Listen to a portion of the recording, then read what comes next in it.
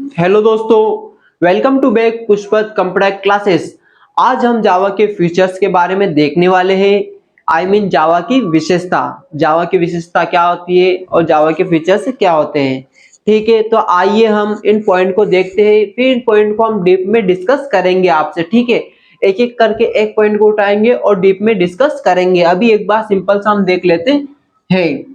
Features of Java, जावा की विशेषता। ठीक है, पहला है जावा इज सिंपल। ठीक है, जावा क्या है? जावा एक सिंपल है या फिर आसान है। ठीक है, और Java is object oriented programming language. Java क्या है? ऑब्जेक्ट ओरिएंटेड प्रोग्रामिंग लैंग्वेज है। दोस्तों, इन सभी टॉपिक को हम डिस्कस करेंगे डीप में अभी।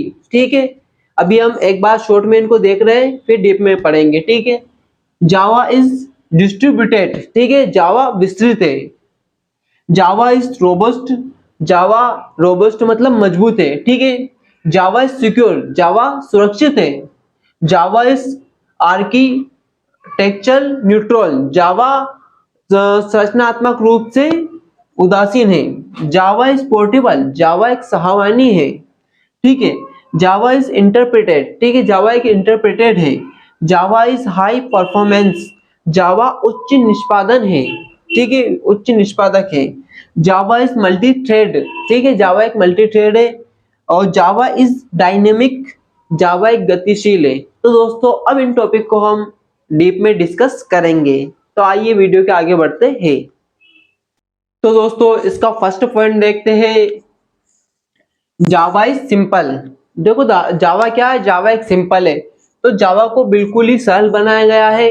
क्या बनाया गया है? जावा को बिल्कुल ही सरल बनाया गया है। ठीक है, और सी और सी प्लस प्लस में जो भी प्रॉब्लम थी, सी और सी प्लस प्लस में जो भी प्रॉब्लम थी, उनको क्या ध्यान में रखते हुए, उनको क्यों ध्यान में रखते हुए जावा को बनाया गया है, जिससे कि जो प्रॉब्लम सी और सी प्लस प्लस में आती थी, ठीक है, जो प्रॉब्लम हमारी सी और सी प्लस प्लस में आती थी वो जावा में ना आए, इसलिए उनको ध्यान में रखते हुए जावा को बनाया गया है।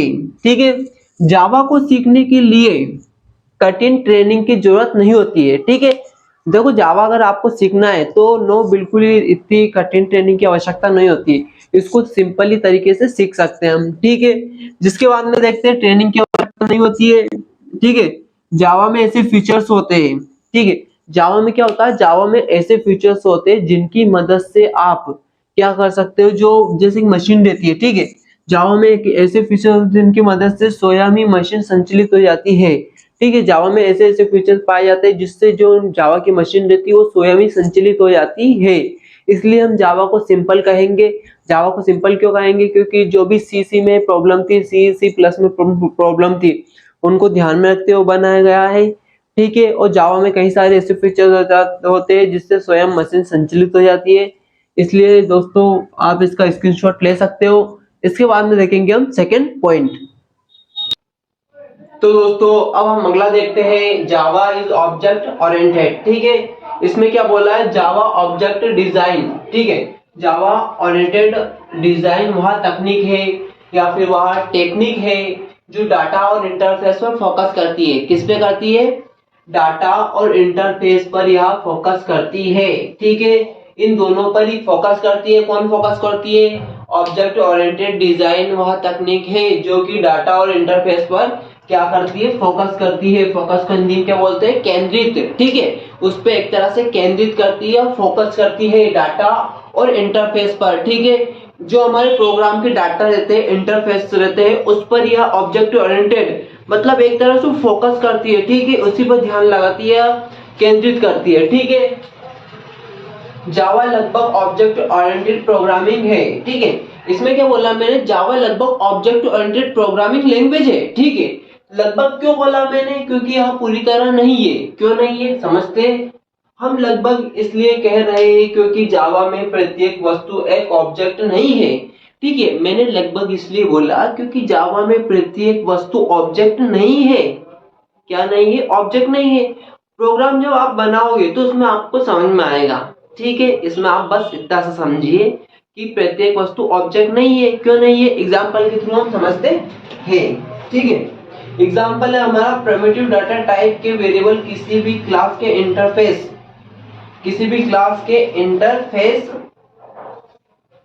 इंटरफेस नहीं होते हैं। ठीक है, इसमें क्या होता है कि जो प्रिमिटिव डाटा टाइप रहते हैं उनके जो भी वेरिएबल रहते हैं किसी भी क्लास के इंटरफेस नहीं होते, ये इसका एग्जांपल है।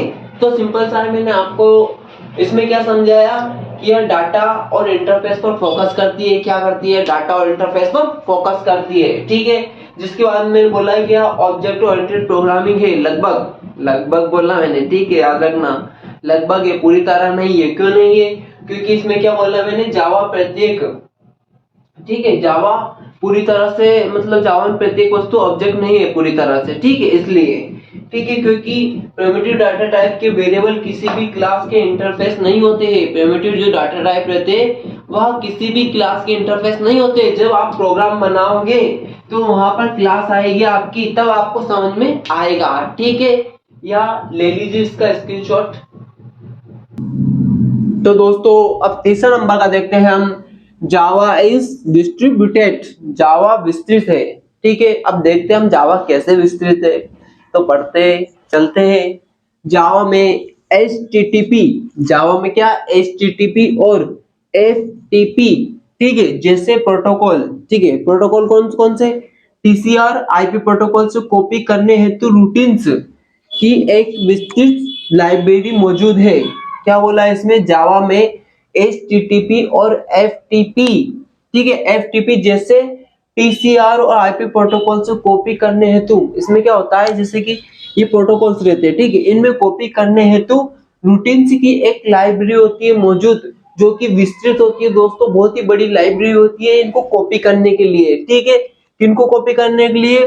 प्रोटोकॉल से कॉपी करने हेतु रूटीन्स की एक विस्तृत लाइब्रेरी मौजूद होती है। ठीक है, इसलिए हम इसको जावा डिस्ट्रीब्यूटेड कहते हैं।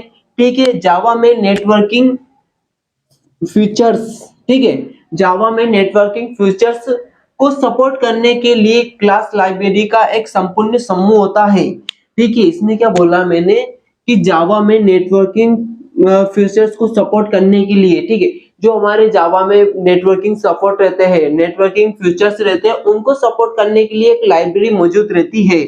ठीक है, क्लास लाइब्रेरी का एक समूह होता है। ठीक है, क्लास लाइब्रेरी का क्या होता है? एक समूह होता है नेटवर्किंग फीचर को सपोर्ट करने के लिए। ठीक है, तो इसमें दो ही काम होता है, एक तो प्रोटोकॉल के लिए और एक क्लास लाइब्रेरी का समूह होता है, वो बहुत ही लार्ज होता है नेटवर्किंग को सपोर्ट करने के लिए। ठीक है, तो आप इसका स्क्रीनशॉट ले लीजिए और इसके बाद में अगला देखेंगे। तो दोस्तों हम इसका चौथा पॉइंट देख लेते हैं। जावा इज रोबस्ट, ठीक है, इसमें क्या होता है? जावा एक मजबूत होता है। ठीक है, रोबस्ट का मतलब होता है जावा मजबूत होता है। ठीक है, जावा मतलब मजबूत, क्या होता है? जावा एक मजबूत होता है। ठीक है, जावा इस बात पर जोर देता है कि संभावित समस्या को पहले ही चेक कर लिया जाता है।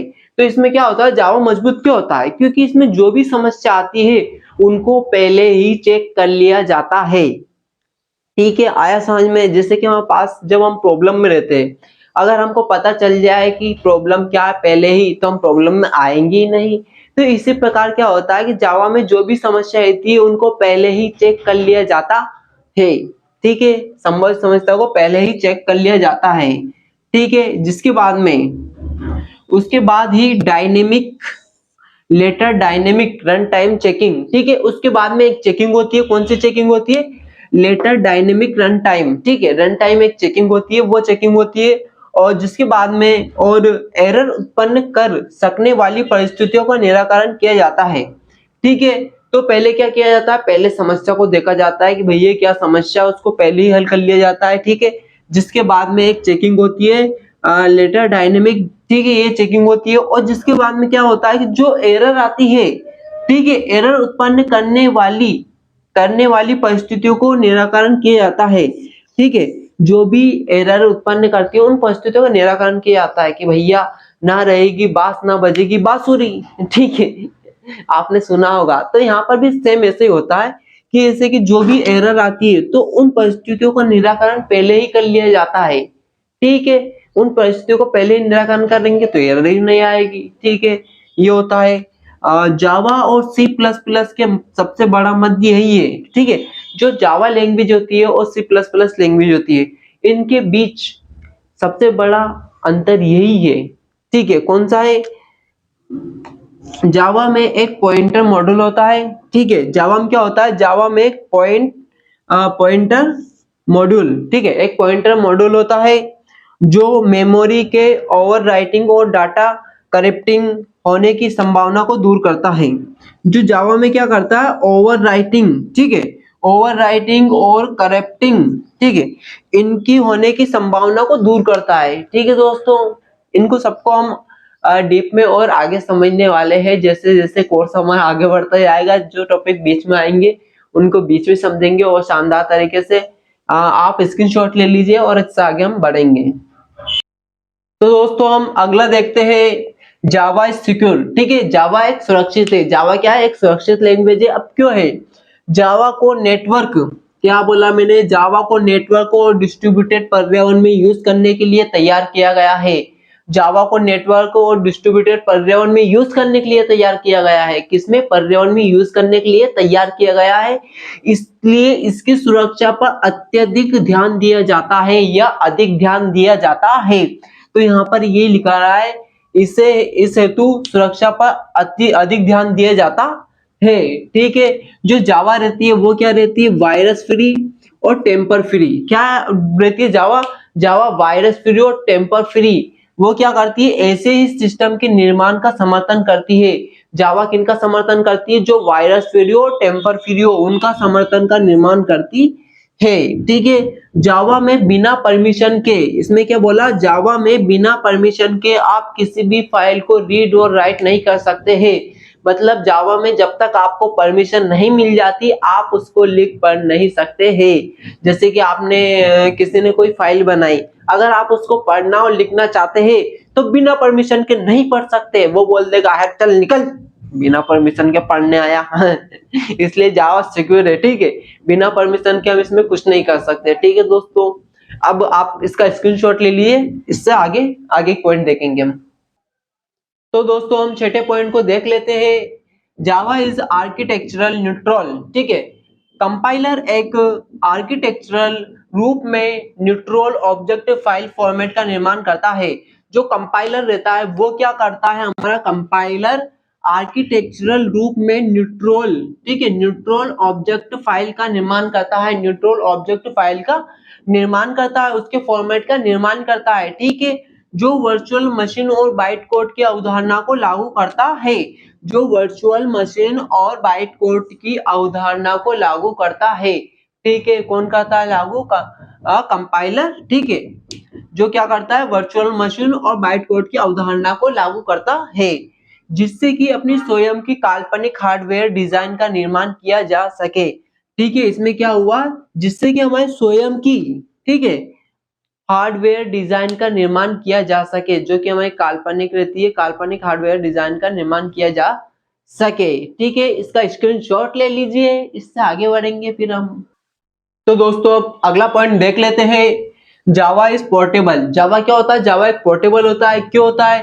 क्योंकि वह सी और सी प्लस की तरह, ठीक है, सी और सी प्लस प्लस की तरह वह जावा इम्प्लीमेंटेशन डिपेंडेंट नहीं होता है। क्या नहीं होता? जावा इम्प्लीमेंटेशन डिपेंडेंट नहीं होता है। क्यों नहीं होता? एग्जाम्पल के थ्रू समझते हैं। देखिए इसमें एग्जाम्पल क्या बोलता है हमारा।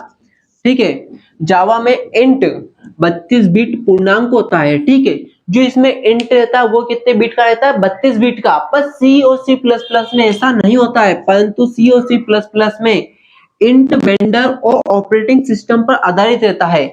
जो इंट रहता है वो किस पर आधारित रहता है? ऑपरेटिंग सिस्टम, वेंडर और ऑपरेटिंग सिस्टम पर आधारित रहता है, जो कि 16 बिट का पूर्णांक अथवा जो 16 बिट का पूर्णांक भी हो सकता है और 32 बिट का पूर्णांक भी हो सकता है। जो एक 16 बिट का भी हो सकता है और 32 बिट का भी हो सकता है। पर जावा में ऐसा नहीं है, जावा में बस 32 ही बिट का रहता है, ना कि 16 बिट का। ठीक है, और सी प्लस प्लस में 16 भी हो सकता है, 32 भी हो सकता है। ठीक है, तो आप स्क्रीनशॉट ले लीजिए, इससे आगे बढ़ते हैं फिर। तो दोस्तों अगला पॉइंट देखते हैं, जावा इज इंटरप्रेटेड। ठीक है, जावा वर्चुअल मशीन में क्या होता है? जावा वर्चुअल मशीन में बाइट कोड को क्या करती है? मशीन कोड में ट्रांसलेट करती है। ठीक है, जावा वर्चुअल मशीन में क्या करती है? जो जावा रहता है वह बाइट कोड को मशीन कोड में ट्रांसलेट करता है, इसलिए जावा एक इंटरप्रेटेड लैंग्वेज हो सकती है। इसलिए जावा क्या हो सकती है, जावा एक इंटरप्रेटेड लैंग्वेज हो सकती है, क्योंकि यह क्या करती है, बाइट कोड को मशीन कोड में ट्रांसलेट करती है, इसलिए यह इंटरप्रेटेड लैंग्वेज हो सकती है। तो आप इसका स्क्रीनशॉट ले लीजिए, इससे आगे बढ़ते हैं। अगला पॉइंट देखते हैं 9 वाला पॉइंट में क्या है, जावा इज हाई परफॉर्मेंस। ठीक है, जावा क्या है, जावा एक हाई परफॉर्मेंस देने वाली लैंग्वेज है। तो इसमें देखते हैं हम, बाइट कोड के कार्य के दौरान रन टाइम में किसी विशिष्ट सीपीयू के लिए जिस पर वह एप्लीकेशन संचालित की जा सकती है। ठीक है, तो इसमें क्या होता है, जो बाइट कोड रहता है उसके कार्य के दौरान, ठीक है, उसके कार्य के दौरान रन टाइम में, उसके कार्य के दौरान, बाइट कोड के कार्य के दौरान रन टाइम में सीपीयू के लिए, ठीक है, सीपीयू के लिए जिस पर एप्लीकेशन संचालित की जा सकती है, जो आपका सीपीयू रहता है उसके लिए एप्लीकेशन संचालित की जा सकती है। ठीक है, बाइट कोड के कार्य के दौरान रन टाइम में विशिष्ट सीपीयू के लिए एप्लीकेशन संचालित की जा सकती है। सीपीयू का फुल फॉर्म क्या होता है, सेंट्रल प्रोसेसिंग यूनिट। सीपीयू का फुल फॉर्म क्या होता है, सेंट्रल प्रोसेसिंग यूनिट। ठीक है, मशीन कोड में ट्रांसलेट हो जाता है, जिसके बाद में क्या होता है, वहां सीपीयू के लिए क्या कर दिया हमने, सीपीयू के लिए संचालित कर दिया। ठीक है, संचालित करने के बाद वह कोड क्या होता है, मशीन कोड में ट्रांसलेट हो जाता है। तो आप इसका स्क्रीनशॉट ले लीजिए, फिर से आगे बढ़ते हैं। ठीक है, तो इसमें हम अगला पॉइंट देखते हैं 10th वाला, जावा इज मल्टी थ्रेड। ठीक है, जावा की मल्टी थ्रेडिंग अन्य लैंग्वेज की अपेक्षा सिंपल होती है। जो जावा की मल्टी थ्रेडिंग रहती है वह अन्य लैंग्वेज की अपेक्षा क्या रहती है, सिंपल रहती है। ठीक है, जावा में प्रयुक्त किए जा रहे ऑपरेटिंग सिस्टम पर या थ्रेड लाइब्रेरी पर आधारित होता है। तो जावा में क्या होता है, जो ऑपरेटिंग सिस्टम या थ्रेड लाइब्रेरी के आधार पर आधारित होता है। ठीक है, आप इसका स्क्रीनशॉट ले लीजिए। जावा के फीचर्स का हम लास्ट पॉइंट देख लेते हैं। Java is dynamic. कई प्रकार से जावा सी और सी प्लस प्लस से भी अधिक गतिशील होती है। जो हमारी लैंग्वेज रहती है सी और सी प्लस प्लस, उससे भी अधिक गतिशील कौन सी लैंग्वेज होती है, हमारी जावा लैंग्वेज। गतिशील का मतलब होता है डायनेमिक। ठीक है, ये dynamic, Java is dynamic, dynamic मतलब गतिशील, या सी और सी प्लस प्लस से भी अधिक गतिशील होती है। इसे विकसित होते पर्यावरण में सामंजस्य के लिए बनाया गया है। ठीक है, इसको क्यों डिजाइन किया गया है, ताकि यह पर्यावरण से सामंजस्य बनाए रखे। तो यही लिखा है यहाँ पर, इसे विकसित होते पर्यावरण में सामंजस्य बनाए रखने हेतु डिजाइन किया गया है। ठीक है, इसलिए इसको डिजाइन किया गया है। तो आशा करता हूं दोस्तों आपको जावा के फीचर्स और जावा की विशेषता बड़ी आसानी से समझ में आ गई होगी। अगर इसी प्रकार आप हमारे वीडियो चाहते हो, अगर आप भी जावा लैंग्वेज सीखना चाहते हो, तो हमारे चैनल को सब्सक्राइब करें, लाइक करें और अपने दोस्तों के पास शेयर करें, ताकि उनकी भी हेल्प हो सके, वह भी जावा के फीचर्स देख सके और बिल्कुल ही सिंपल और इजी वे में वह भी जावा लैंग्वेज को सीख सके। तो बाय बाय, मिलते हैं अब नेक्स्ट वीडियो में नए टॉपिक के साथ।